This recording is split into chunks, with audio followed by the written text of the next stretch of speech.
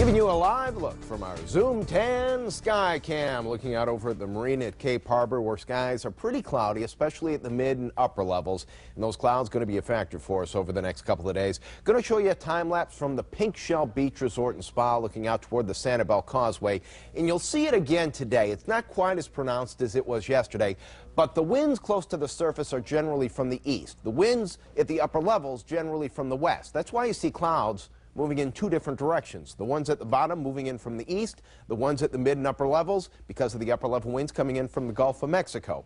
Now, skies actually started to clear a little bit for us as we got to the mid and late afternoon, but we're still tracking a little bit of rain on Storm Patrol Viper, using the power of 4 right now to show you that there's some rain in the Gulf of Mexico that's been coming onshore over the last 5-6 hours or so. Generally, those showers very much on the light side. We'll zoom in a little bit closer. Here's the last shower we're dealing with here in the short term, a shower that's going to pass through Immokalee, a couple of light ones passing through Clewiston. Nothing in the Gulf right now, but our weather is going to be a little bit unsettled here over the next couple of days, probably through the beginning of the weekend.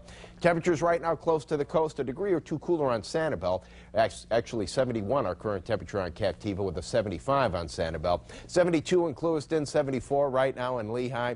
Our temperature is going to fall very slowly overnight tonight, again due to the fact that we do have some cloud cover in place, so that isolated shower should be done shortly after 7 o'clock. Mostly cloudy at midnight, then some patchy fog by 5 a.m. It's mainly going to be inland east of I-75. Shouldn't be a big deal.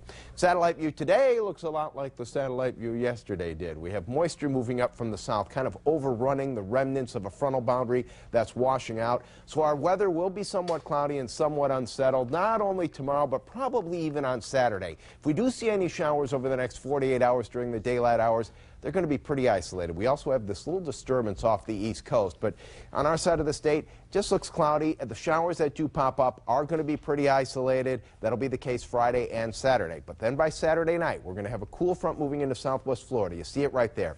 That's when we have the best chance for rain. We do get a degree or two cooler on Sunday, but you see how the clouds kind of hang on for us. The big weather change is going to be coming next week for us, a stronger front coming on Tuesday. So here's your power of 4 zone forecast.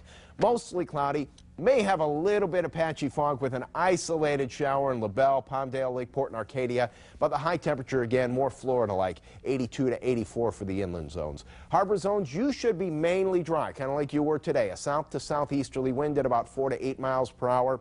Northport, Port Charlotte, Punta Gorda, your high temperature in that low 80 range. Coastal zones, 81 to 83 with mostly cloudy skies. You may have an isolated shower in Pine Island, Cape Coral, but it is going to be a light one for the most part.